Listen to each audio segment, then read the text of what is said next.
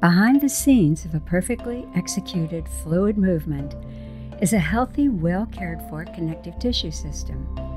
The grace of a fine dancer, a skilled and toned athlete, or the fluid moves of a stalking big cat all rely on connective tissue that is free to move, well hydrated and kept healthy with good nutrition, sufficient sleep, stress-free, and most important, in motion. Welcome to Organic Stretching Body-Mind Movements, Connective Tissue Talk number 2. Where did the juice go? We're talking about that juice inside, the living matrix that flows all through the body in the connective tissue system, if and when it can. How well do you know your connective tissue system?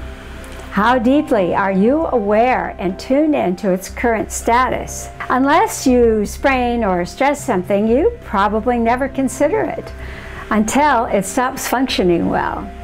And even then, you will probably focus on muscles, tendons, and ligaments. True, they are a form of specialized connective tissue, or in the case of muscles, incorporate fascia within and around the muscle tissue. But there is so much more to this system than that. When you think about aging, don't you usually refer to the loss of some ability to move? Whether you're just being glib or really have lost mobility, it is true for most people that as the years pile up, they move less and less. But is it true that they have to stop moving? Or is this something they could control or perhaps even reverse? Do you just say, that's the way it is, after all, I am fill in the number anywhere from 45 to 95 and leave it at that? Put your feet up, reminding yourself that you have worked hard and deserve a break. Of course, there are irreversible situations from disease and injury. But I've watched so many people turn things around by making the decision and beginning to move effectively again, and most wish they'd started sooner. Let's look at some of the things that happen inside in the course of a lifetime that limit our mobility, make us feel old, cause pain, and restrict movement. But first, we need to understand that most of these issues center on the connective tissue system, that all-pervasive assembly of mostly collagen that gives our bodies their shape, holds us up and together, provides smooth, fluid movements, helps our bodies heal, supports every activity inside, rapidly transfers critical messages throughout the entire body, delivers needed nutrients, hormones, substances that allow us to live and thrive, and takes away waste and toxins. I will venture to say that in total, it's the least studied and understood system we have. Most medical textbooks eliminate it from all of the diagrams and drawings to get down to the real stuff, bones, tendons, muscles, and organs. But the connective tissue system contributes more to the sense of getting older for the average person than any other part of the body. An injury you had when you were a child that healed long ago may have created scar tissue and restrictions not only at the site but even far away. A collision with something causes an injury at the impact site, but that impact reverberates through the whole body, pushing tiny structures out of place, creating small tears or stresses.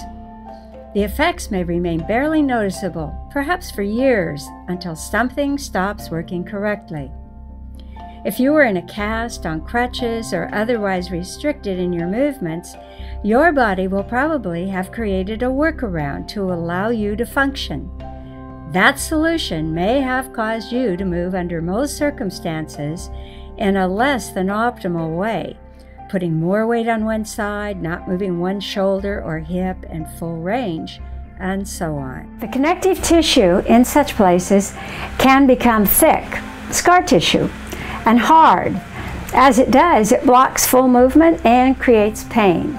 So you move even less, and the years go by. Not only can you not move as you should be able to, fluids and messages cannot flow through this thick tissue as they should. Less oxygen, information flow, and cleansing fluids are able to pass. Muscles in the area cannot perform as they should, and motor neurons serving them can stop functioning. With correct movements, gradually you might begin to reverse this trend and regain the use and reliability that's been missing maybe many years, and begin also to not feel so old after all. Do you carry tension in your shoulders or upper back? Any place that you hold in tension, you probably don't even realize you're doing it, builds thickened connective tissue areas, just like I talked about before, causing restrictions and reducing movement. Repeat motion syndrome, as in carpal tunnel, falls into this category as well.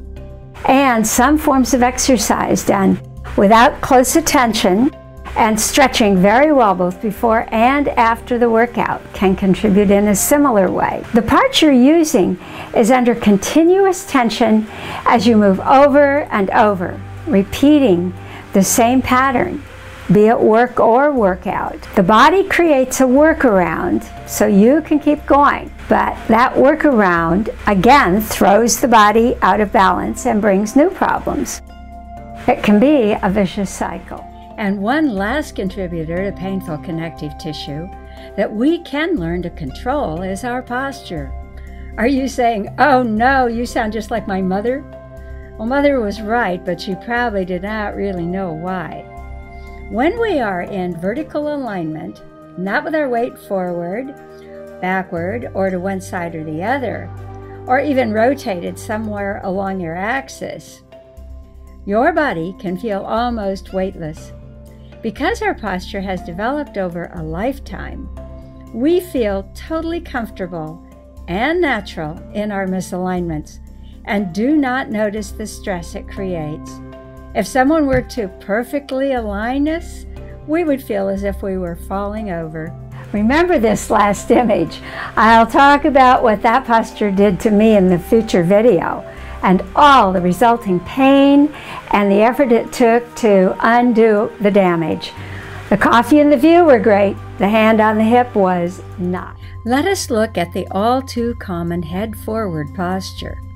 Look at the upper back of someone whose head is jutting forward, and you will probably find a hump forming across the upper back. This is not some deformity of the bones below, but the muscles of the upper back struggling to keep that person from falling on his face.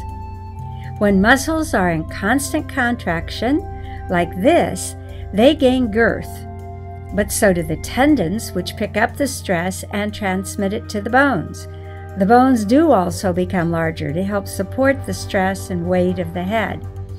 As the related connective tissues surrounding all of this respond, they too thicken and become more dense and drier. This blocks movement in the immediate area and well beyond. Your connective tissue is one continuous system. What affects it in one area will gradually expand.